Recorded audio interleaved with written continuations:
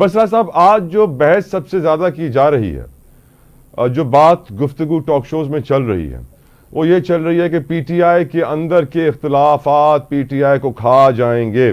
फवाद चौधरी साहब जिस तरह शेख वकास पे, शुएब शाहीन पे, सलमान अकरम राजा पे अटैक कर रहे हैं, दूसरी साइड से उन पे अटैक किया जा रहा है, और पीटीआई के अंदर के इख्तलाफात को इस तरह भी पेश किया जा रहा है जैसे कि अब तो आज गई या कल गई, पीटीआई गई। आप क्या कहेंगे सर? तल्ला जतोई साहब, हजारों ख्वाहिशें ऐसी कि हर ख्वाहिश पे दम निकले। आपको याद होगा कि जब वज़ीर आज़म इमरान खान जेल में गए, कहा गया कि पार्टी इज ओवर, पार्टी अब खत्म हो जाएगी।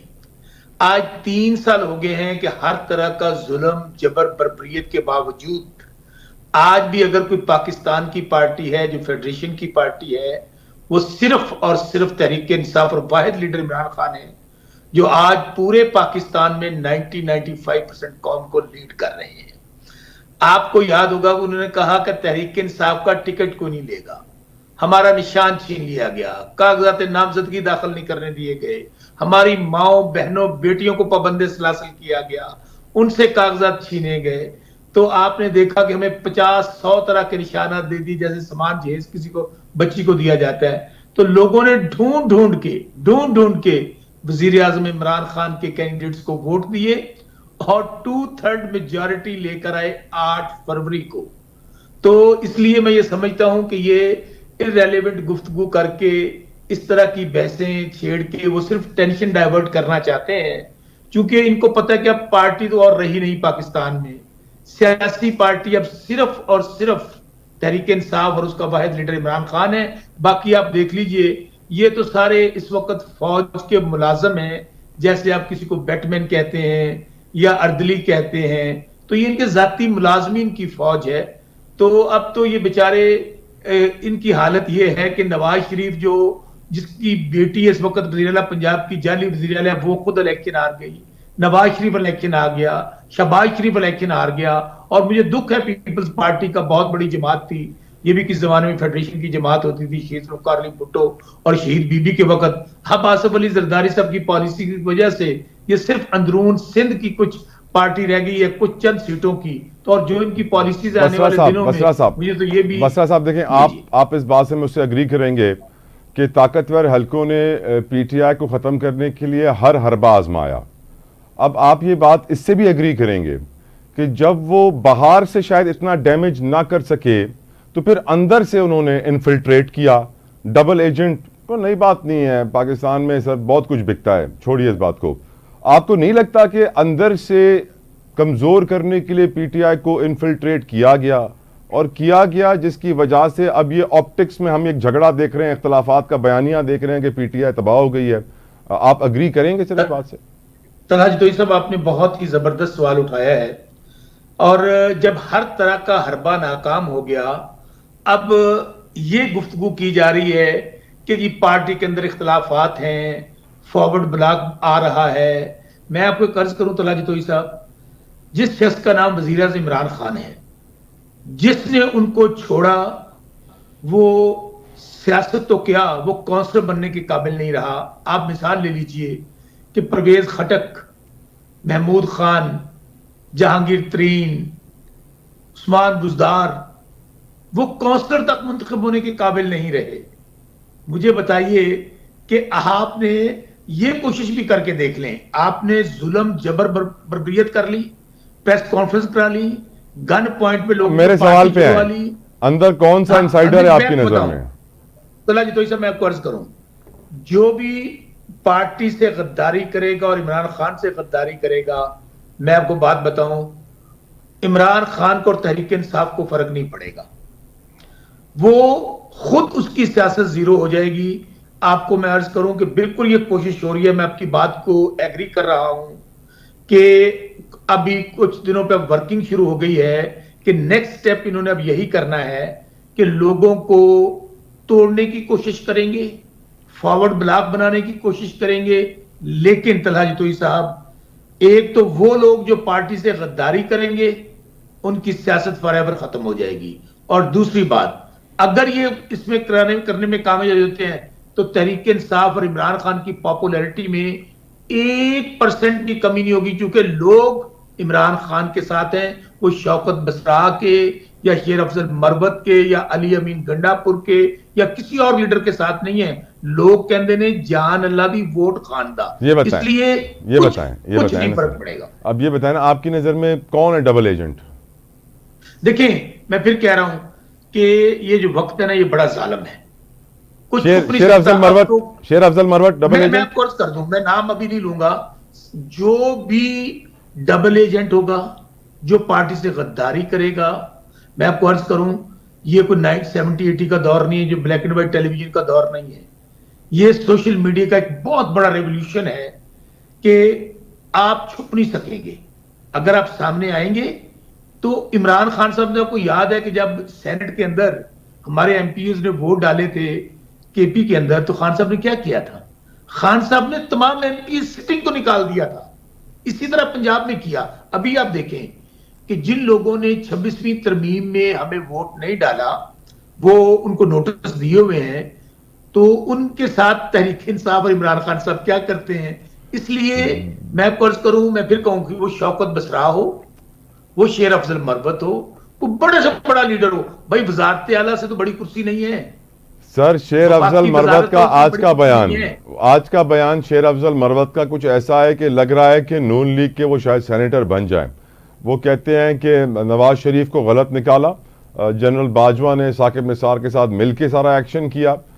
میری آج سینیٹر بٹ ہیں نون لیگ کے، ان سے بات ہوئی تو وہ کہتے ہیں کہ شیر افضل مروت ایک ایسے سیاسی کارکن ہے کہ انہیں کوئی بھی سیاسی جماعت دل کھول کر قبول کرے گی. تو مجھے لگ یہ رہا ہے کہ پوزیشن بن گئی ہے. سر اچھا طلعہ جتوئی صاحب، ابھی میں بات کوئی کرنا نہیں چاہتا. ویسے شیر افضل مروت سے صرف ایک سوال ہے آواز ٹی وی اور طلعہ جتوئی کے پروگرام کے ذریعے، کہ کیا ان کو یہ بات اس وقت یاد آئی جب ان کو پارٹی سے ابھی نکالا گیا ہے، اور انہوں نے یہ سوال جس طرح نواز شریف کہتا تھا مجھے کیوں نکالا مجھے کیوں نکالا، شیر افضل مروت نے بھی پارلیمنٹ میں کھڑے ہو کر کہا مجھے کیوں نکالا.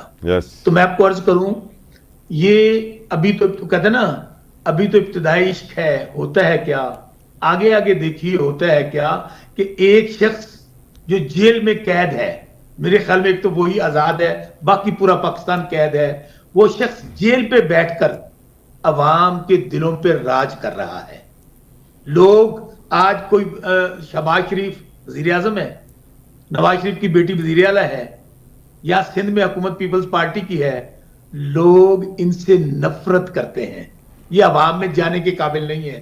آج عمران خان صاحب تو جیل میں ہے نا، میں نے آج چیلنج دیا ہے پنجاب کے اندر مریم نواز شریف کو، میں نے کہا ہے ہمیں مینار پاکستان پہ جلسہ کرنے کی اجازت دو، صرف 3 دن کے نوٹس پہ. اگر ابھی تو خان صاحب جب باہر ہوں گے تو آپ دیکھیں نا کیا ہوتا ہے، ہم ورکرز جلسہ کریں گے، ایسا تاریخی جلسہ ہوگا. بسرا صاحب لیکن مجھے ایک بات عجیب لگی سر، مجھے بات عجیب یہ لگی کہ پی ٹی آئی کی طرف سے اسٹیٹمنٹ دی گئی کہ ہم رمضان کے بعد تحریک چلائیں گے. پھر مجھے ایسا لگا کہ شاید پی ٹی آئی رمضان میں دعائیں کرے گی، عبادتیں کرے گی، اور جو ان کے 1000-2000 اسیران ہیں ان تک افطاریاں جیل میں پہنچائے گی اور پھر تحریک چلائے گی. ڈونٹ یو تھنک کہ سر کوشش ہونی چاہیے آپ کی کہ آپ کا لیڈر اگلی عید سے پہلے باہر ہو، یا آپ لوگوں نے سمجھ لیا ہے کہ نہیں وقت لگے گا، یہ عید بھی جیل میں گزرے گی؟ جتوئی صاحب پہلی بات تو عمران خان صاحب پہ سارے مقدمات سیاسی اور جھوٹے مقدمات ہیں.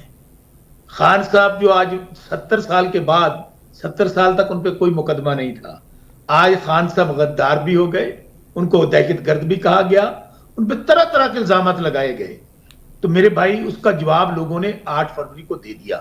یہ جو تحریک کی بات آپ کر رہے ہیں، دیکھیں رمضان المبارک تو ظاہر ہے ایک ہفتے بعد رمضان آ گیا. کیا رمضان میں جو عبادتوں کا مہینہ ہے وہ اس کے اندر ہم اپنی تیاری کریں گے، افطار جو ہمارے ڈنر ہوں گے تمام وہاں پہ ہم لوگ اپنے لوگوں کو اکٹھا کریں گے، ورکرز کو اکٹھا کریں گے. اور ایک بات بتا دوں، اس بار خان صاحب نے جو رمضان المبارک کے بعد کی کال دی ہے نا، طلعہ جتوئی صاحب پتہ نہیں ہے، اللہ تعالیٰ آپ کی زندگی بھی کرے، آپ کے سننے والوں کی زندگی بھی کرے، اللہ مجھے بھی صحت زندگی دے، دعا کیجئے گا. آپ دیکھیں گے کہ رمضان المبارک کے بعد یہ حکومت نہیں ہوگی اور عمران خان صاحب جیل سے باہر ہوں گے، اور اسی سال الیکشن ہوں گے اور عمران خان صاحب पाकिस्तान के 2/3 मेजॉरिटी से वजीर आजम होंगे। चलें, ये बताइए सर, पीटीआई की तो गुफ्तगू हो गई।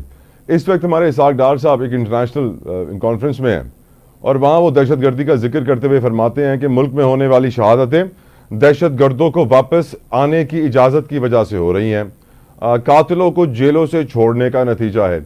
इस वक्त नून लीग की हुकूमत के आला हुकाम के मुताबिक मुल्क में दहशत गर्दी भी पीटीआई की वजह से है। एक तो इसका भी जवाब दीजिएगा, और जो इस वक्त करंट दहशत गर्दी की लहर है आपकी नज़र में कितनी चैलेंजिंग है सर?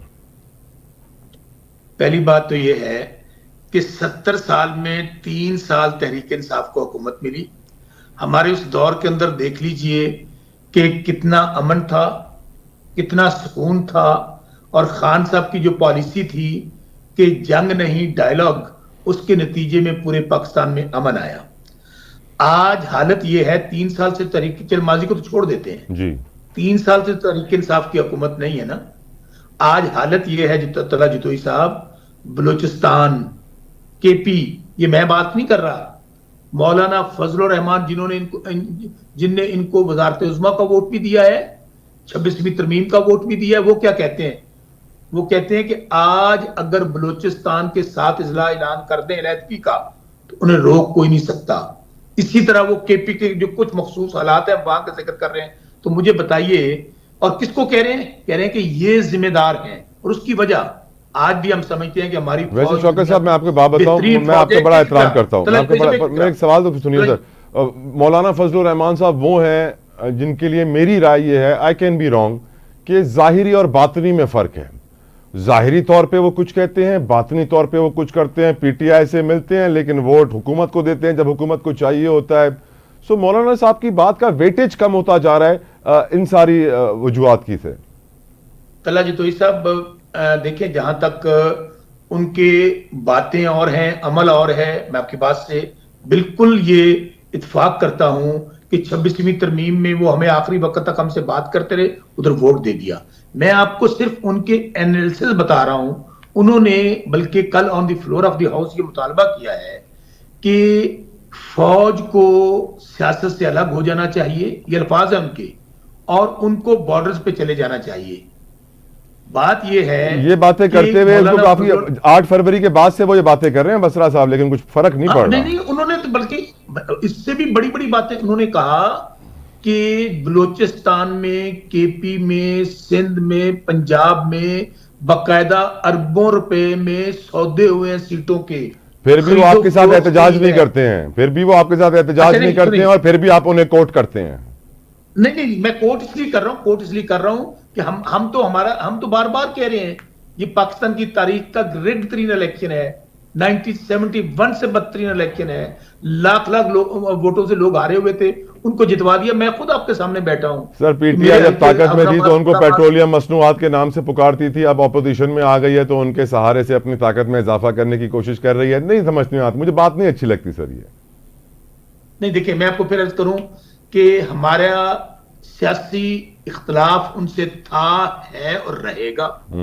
गुजारिश मेरी समझ ले जी। हम तो बार बार ये कहते हैं तला जितोई साहब, अगर कोई बात मुल्क के फायदे में कर रहा है, पाकिस्तान के फायदे में कर रहा है, आपका कोई बदतरीन मुखालिफ भी क्यों ना हो, आप उसकी बात को वेट दें। हमने तो बाकायदा आपको 6 नुकाती इत्तेहाद भी बनाया हुआ है और हम तमाम पार्टी को उसमें शामिल भी कर रहे हैं। मौलाना साहब को हमने बारहा यही कहा है कि जो आप गुफ्तगू कर रहे हैं, जो 2 साल से कर रहे हैं, आप अमल वहां पे आप हमारे साथ खड़े हो जाइए। अमली तौर पर हमारी बातचीत चल रही है।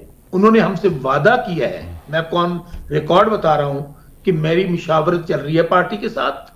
इंशाल्लाह मैं आपको हो सकता है बहुत जल्द ज्वाइन कर लूं और अमली तौर पर सड़कों पे आपके साथ हूं। अब ये मटेरियलाइज बात कैसे होती है, ये फाइनलाइज कैसे होती है, ये बात उन पर है। हमारे वफूद उनको मिले हैं, हम उनको कहते हैं कि जब हमारा नुक्ता नजर एक है, हमारी गुफ्तगू एक है, हमारा अमल भी एक होना चाहिए। तो आज देखें ना, इमरान खान साहब आज उनको 500 दिन से ज्यादा हो गए हैं, वो जेल में पड़े हैं। साबिक वजीर आजम पाकिस्तान है, उन पर पाबंदियां लगती हैं, डेथ सेल में डाला हुआ है। आज भी उनका स्टेटमेंट ये आया है, मैं मर भी जाऊं मैं डील नहीं करूंगा, میں ان کو بولے مرے نہیں پر تھوڑے سے بیمار تو پڑ جائیں سر، تاکہ ہسپتال تو جا سکیں. وہ تو بیمار بھی نہیں پڑ رہے. مسئلہ سارا یہ ہو گیا ہے. بڑی زبردست بات کی آپ نے.